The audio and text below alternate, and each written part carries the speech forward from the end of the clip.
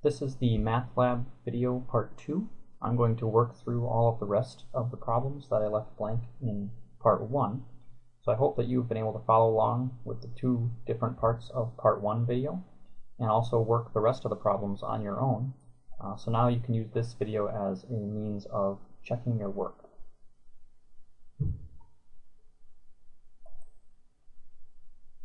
So we left off, here we had how many significant figures are in each of the following numbers. And remember that zeros after a whole number in a number that possesses a decimal point are significant. So all three of these zeros are significant, giving us a total of 6 significant figures. And in the number 500 without a decimal point here, we have only one. If we had 500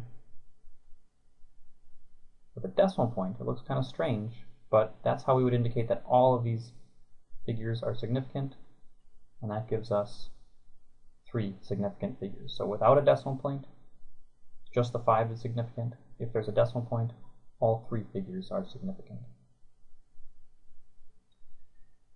In these addition problems, remember that we want to include the smallest, fewest number of decimal points. So in these 4 numbers here, this one has 4 decimal places, 1, 3, and 22 has 0 decimal places, and so we want to report our number to 0 decimal places. So the correct answer is simply 97. For this subtraction, 2 decimal places, 5, so we report this one to 2 decimal places, meaning we round that 0 up because it's next to a 9. 103.21. How many significant figures do we report each answer to? Well, here in multiplication and division, we simply count the total number of significant figures. There are 3 in 42.1. There are 4 in this value. So we would report the final answer to 3 significant figures. And here we have a large number of significant figures multiplied by 3 figures divided by 2. So our final answer should only have 2 significant figures.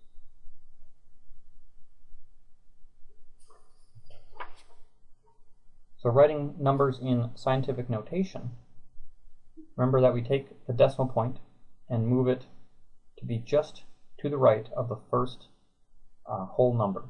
So here we would write 8.02, including all the numbers up to the next whole number.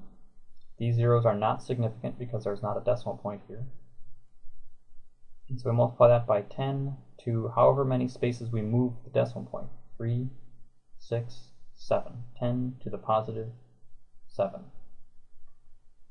In this case, we have a decimal point here. We move it all the way over to just to the right of the first non-zero whole number. So 7.40.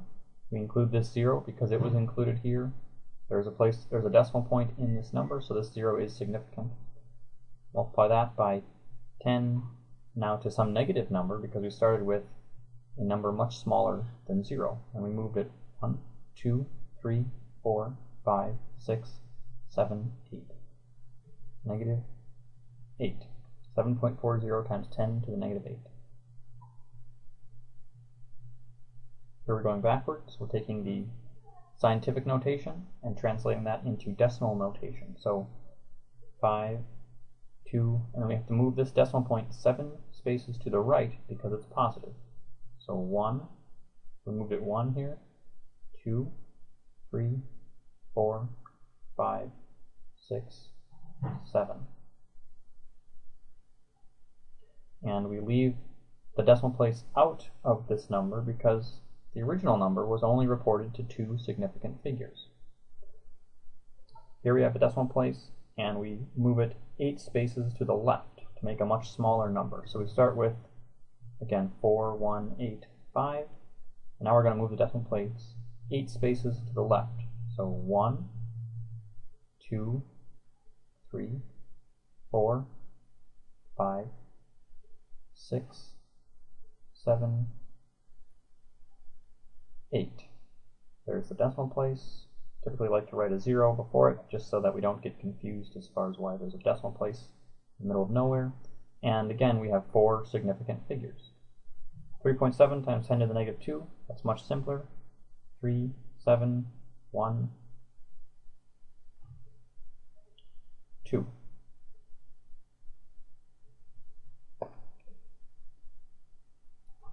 So now we're going to use our calculator to solve some problems. And essentially, we'll use the calculator to solve for the number here, and then report the appropriate significant figures. So here's the calculator. 6.89. Remember that exponent 3. Multiply that by 1.2 exponent 5 negative. And now the answer then, 8. We want 2 significant figures because there's 2 in this value, there are 3 over here, so 2 is the fewest. We report this 8.2, round it to 8.3, and we have to move the decimal place 2 spaces left, so it's a negative 2. So 8.3, 10, negative 2.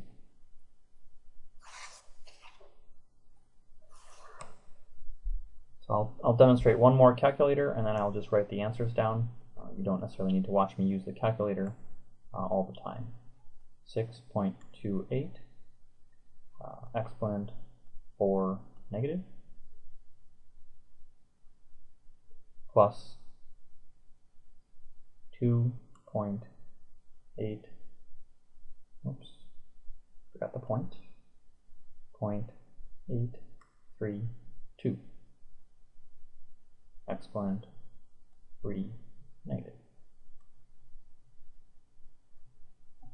And that comes out to 0.00346, or 3.46 times 10 to the negative 3. 1, 2, 3. 3.46 times 10 to the negative 3. And we want to, in this case, we want to keep the number of significant figures the smallest amount of decimal places. The next one, the answer here is simply 4.3. We're dividing, and we want to keep 2 significant figures. Here we have 7.4 times 10 to the third minus 4.2 times 10 to the third, 3.2, 10 to the third.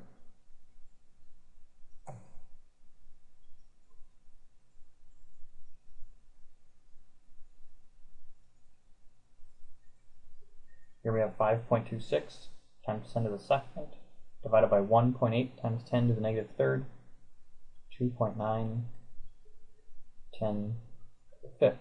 And here we're dividing, so we go with the fewest number of significant figures, which is 2. This one,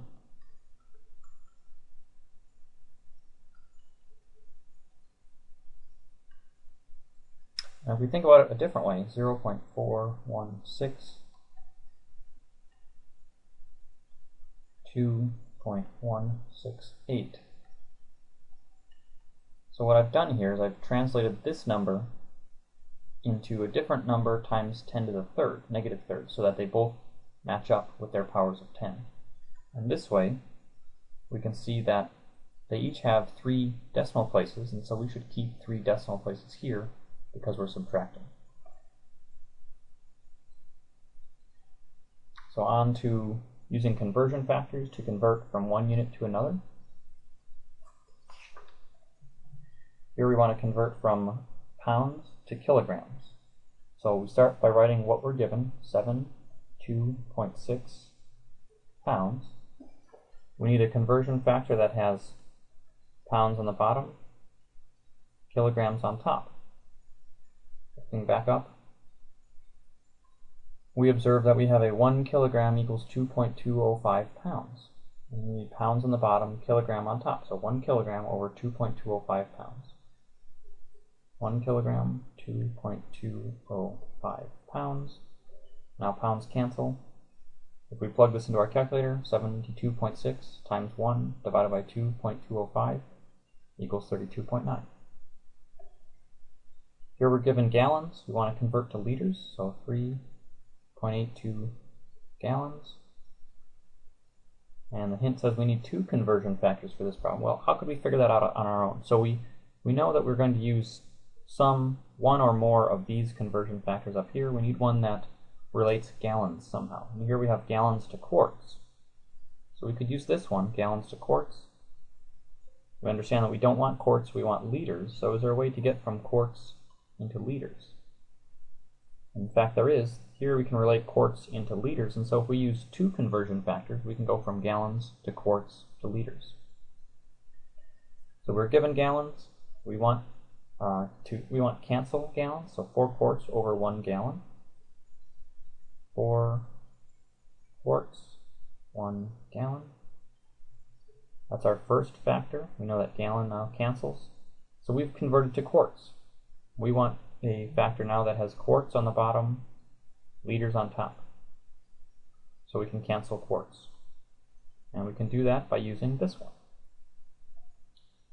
0.946 liters divided by 1 quart. 0.946 liters, 1 quart. So now quarts cancel, leaving us with simply some numbers times liters. To plug this in on the calculator, let's just do a demonstration of that. I would enter 3.82 times 4 times 0.946, and then I'd go back and I'd divide by this number here. It's 1. It's not going to change the number, but I'm going to get in the habit of dividing by that in case there's an actual number in the denominator. And then I'm going to hit divided by again, and divide by this number here. Again, it's 1, but I'm going to get in the habit of always entering this number as divided. So we then get as in our answer 14.454. 14.454. Please do not forget to write the units here. This is why we go through this exercise. We've canceled gallons, we've canceled quarts, we're left with only liters, so that's the unit that has to be. And we were given 3 significant figures in the problem. We want 3 significant figures here, so we round to 14.5.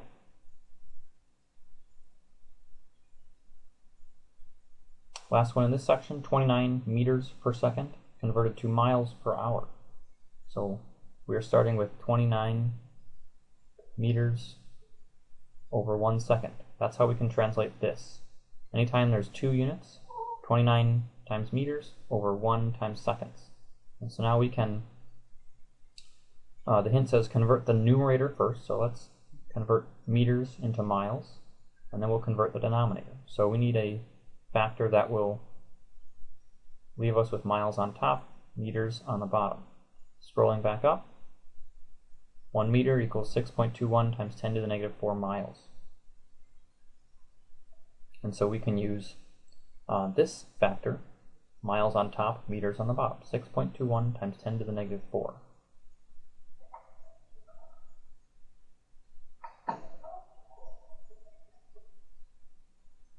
And that's 1 meter.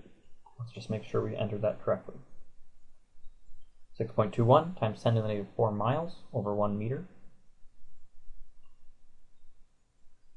Here we are. So now we have meters as canceled.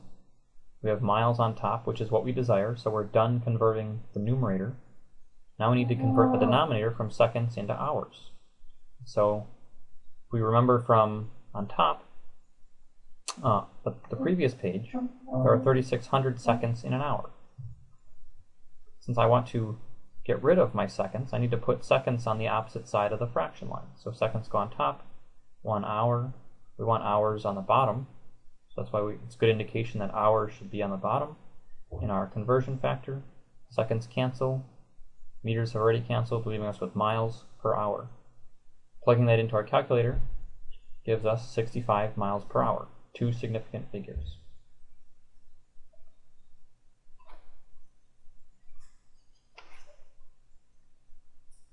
So using the table found in chapter 1, 1 picometer, small p, pico means 10 to the negative 12, so it's 1 times 10 to the negative 12 meters.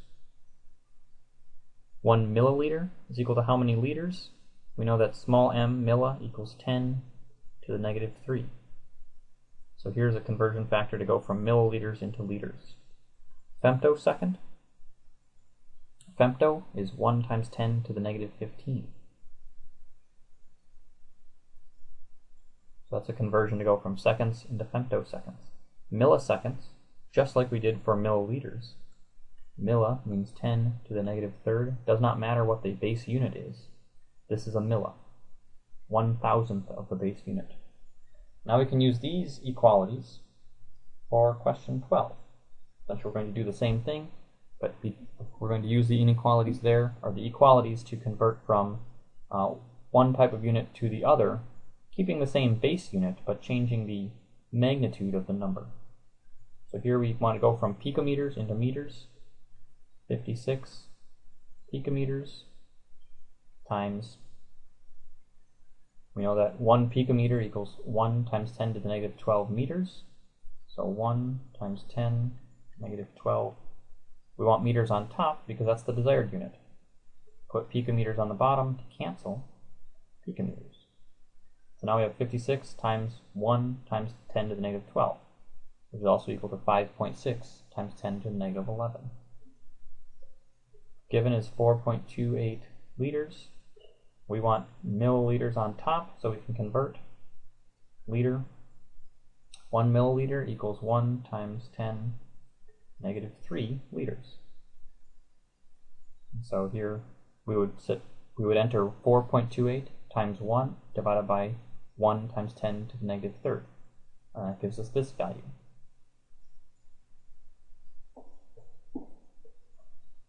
And this last one, or this last one on this page, 2.44 times 10 to the negative 3 kilograms. Start with what we're given.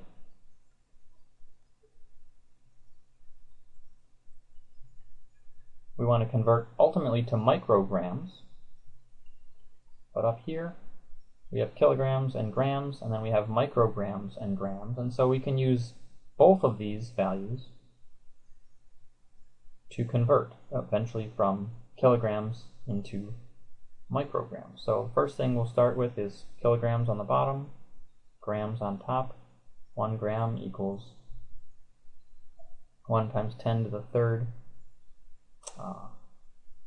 No, I'm sorry, let's erase that.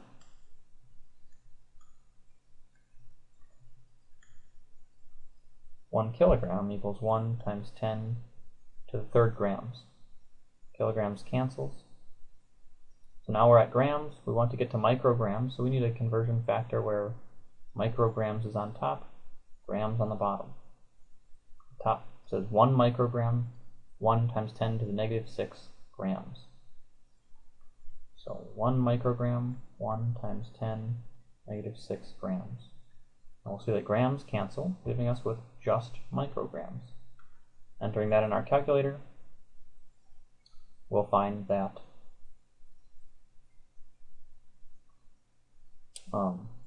we have, let's plug that into the calculator just to check this answer here. So 2.44 exponent 3 negative times 1 exponent 3 times 1 equals divided by 1 divided by 1 exponent 6 negative. And as I thought, this should be 2.44 times 10 to the 6th micrograms. So that is not the correct answer. 2.44 times 10 to the 6th.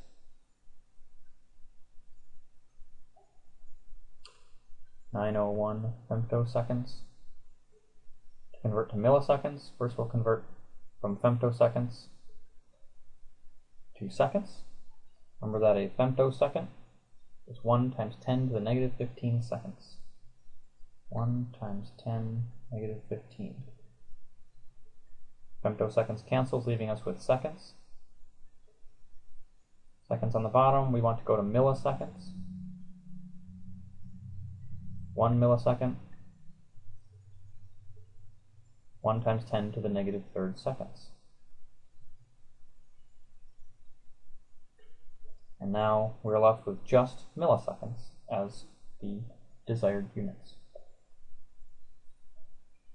Now for solving equations for a variable.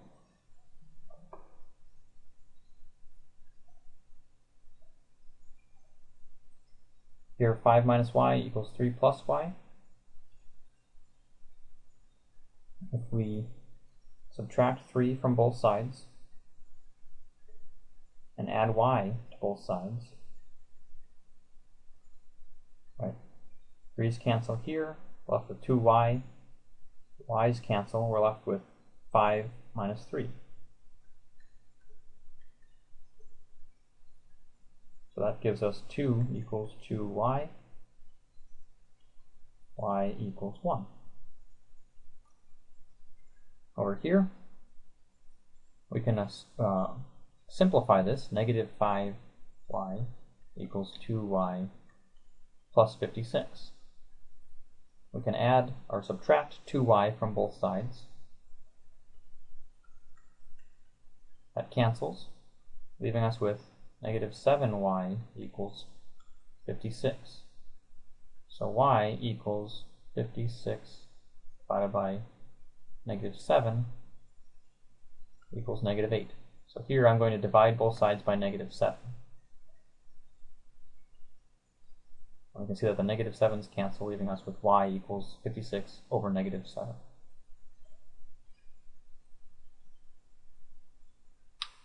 So in this case, we want to add 1 to both sides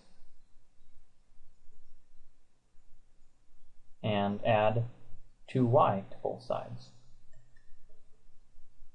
So the 2y's cancel, the 1's cancel, leaving us with 2 plus 1 equals 3 is equal to y plus 2y, 3y. Divide both sides by 3, 1 equals y. In this case, it's probably easiest to distribute this 2. So 2 times 3 is 6y, minus 2 times 5 is 10, negative 15. We'll add 10 to both sides. 10's cancel. 6y equals negative 15 plus 10 is negative 5. Divide both sides by 6. We get y equals negative 5 over 6. Solve for those. We rearranged most of these here. We can solve this one for m. We would divide both sides by s t2 minus t1. So m equals q over s t2 minus t1. Right, we want to solve for m, divide both sides by s, t2 minus t1. Solve for t2. That one's a little more tricky. We'd have to distribute the s. So q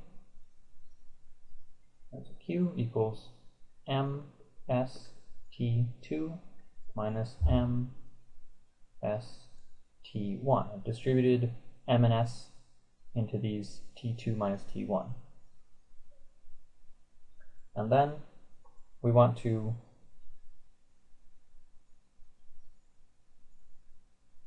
no, I don't like that. Let's not do that way.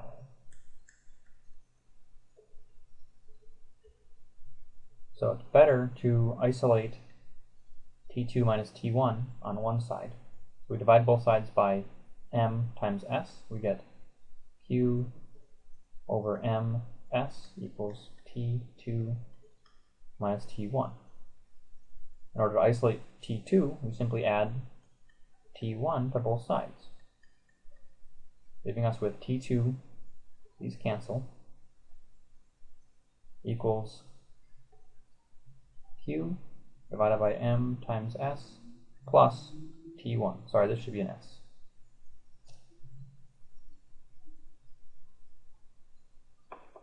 Here, solving for p, pv equals nRt, very simple, divide both sides by v, so p equals nRt over v. Solve for v1, again, divide both sides by m1, m2, v2, m1.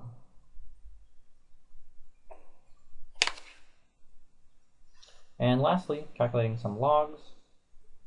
Log of 3.45 times 10 to the negative 5, negative 4.462. And so notice we had the number that we take the log of had 3 significant figures, and so the answer gets 3 decimal places.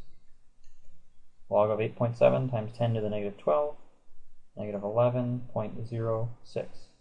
2 sig figs, 2 decimal places. Even though we already had 2 numbers in our answer, it gets 2 decimal places for a total of 4 digits.